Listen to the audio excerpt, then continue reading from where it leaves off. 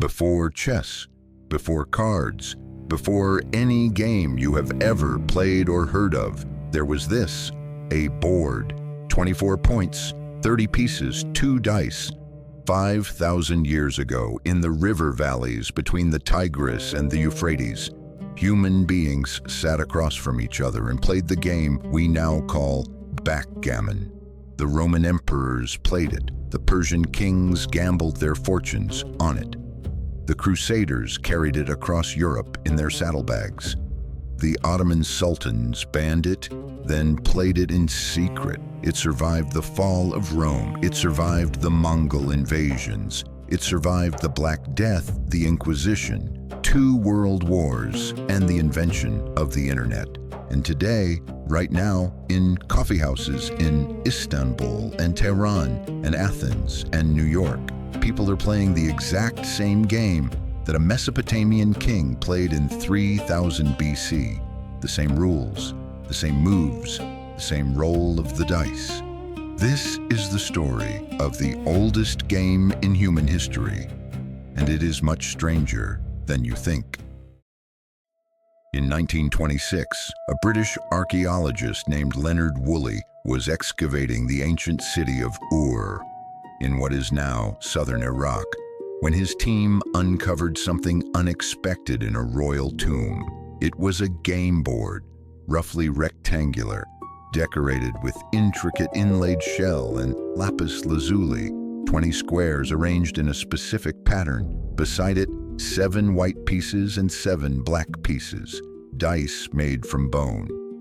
It was 4,500 years old. Woolley had no idea how the game was played. He photographed the board, cataloged the pieces, and sent everything to the British Museum, where it sat in storage for decades, one of thousands of ancient objects nobody quite knew what to do with. Then, in 1980, a museum curator named Irving Finkel, a man who had spent his career deciphering cuneiform tablets, came across a small clay tablet in the museum's collection. It had been cataloged years earlier as a tablet of uncertain content. Nobody had looked at it closely. Finkel looked at it closely. It was a rulebook, written in cuneiform, dated to the 2nd century BC, describing the rules of a board game that matched almost exactly the board Woolley had found in that royal tomb 1,500 years earlier. For the first time in modern history, someone could play the royal game of Ur, the same way they played it in 2500 BC. The rules, once translated, were remarkably familiar. You moved pieces around a board based on dice rolls. You tried to get your pieces home before your opponent. You could knock your opponent's pieces off the board and send them back to the start. If you have ever played backgammon, you have played a version of this game. A game that is so old that when it was invented, the pyramids of Egypt had not yet been built. Move forward 2,000 years. The year is roughly 500 AD. The place is the Sassanid Persian Empire, a civilization that stretched from what is now Iran across to Afghanistan, Iraq, and parts of India. According to Persian legend, a wise man named Vuzurgmir was summoned before the king, Khosrow I. An Indian ambassador had arrived at court with a gift, a game called Chaturanga, the game we now know as chess, along with a challenge. He claimed that no Persian scholar could decode the rules of this new Indian game. Vuzurgmir studied the chess pieces for 3 days. On the 4th day, he returned to court and demonstrated not only that he had decoded chess, but that he had invented an entirely new game in response, a game of Persian design to answer the Indian challenge. He called it Nard. The Persians called it Nard Shir, meaning the battle of the pieces. Nard had 24 points, 30 pieces, 15 white, 15 dark, 2 dice. The object was to move your pieces around the board and bear them off before your opponent. You recognize this game Everyone does. Nard spread through the Persian Empire within a generation. Arab traders carried it west into the Byzantine Empire. Persian scholars debated its mathematical properties.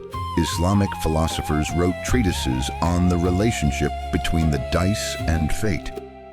Whether a man who lost at Nard had been defeated by his opponent or by God, that philosophical question, the relationship between skill and chance, has followed this game for 1,500 years. It is still debated by backgammon players today. By the time the Crusaders marched east in 1095, the game had already spread across the Islamic world, through Byzantium, and into the courts of medieval Europe. The Crusaders encountered it in the markets of Antioch and Jerusalem. They called it tables, from the Latin word tabula, meaning board. They played it obsessively. When they returned to Europe, they brought the game with them in their luggage, like a souvenir from a war they had mostly lost. The Catholic Church did not approve. In 1254, King Louis IX of France, Saint Louis, banned the game entirely. Dice, he believed, were instruments of the devil. Games of chance were moral corruption. His law forbade all table games in France under penalty of fine. The game continued to be played everywhere in France. In England, the game became backgammon, the name first appearing in writing in 1645, likely derived from the Welsh words bach and cammon, meaning little battle. The English played it in taverns. The aristocracy played it in their parlors. Samuel Pepys mentioned it in his diary. King Charles II was said to have been an enthusiast. The Ottoman sultans took a more complicated position. Several sultans banned the game on religious grounds. Dice were considered haram, forbidden, under strict interpretations of Islamic law. And yet, the game flourished in Istanbul's coffee houses, played by men who had been told not to play it, in full view of a city that enforced few of its own rules. Some historians have backgammon backgammon the first truly global game.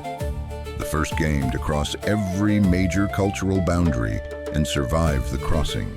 Chess traveled far, but backgammon traveled farther, and it changed less.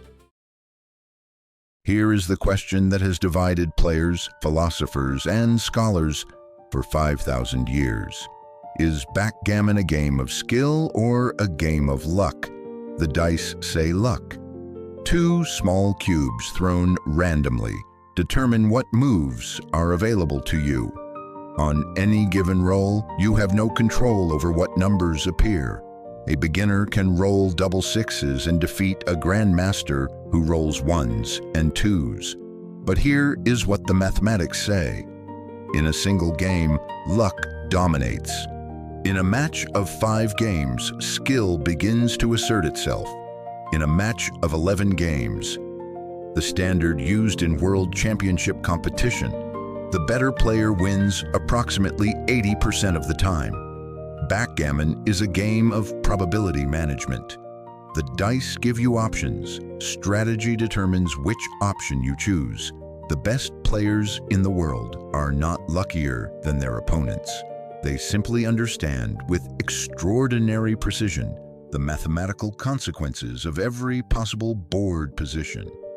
In 1979, a computer programmer named Hans Berliner wrote a backgammon program called BKG 9.8. He entered it in a match against Luigi Villa, the reigning world champion.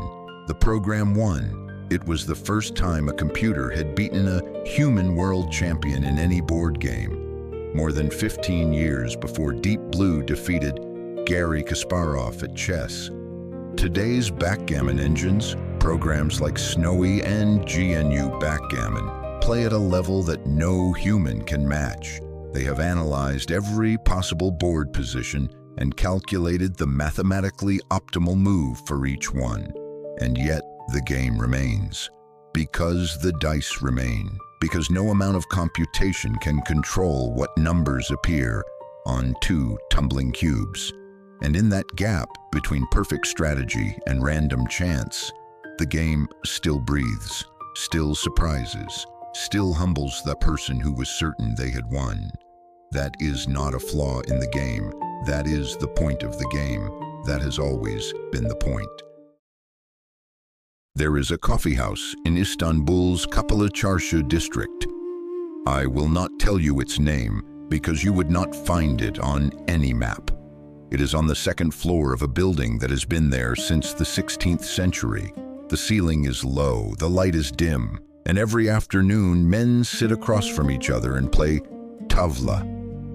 Tavla, the Turkish word for backgammon, the same word derived from the same root that Persians used for Nard, that Romans used for Tabla, that the court of Khosrow the first used when Wuzurgmir first laid out the pieces 1,500 years ago.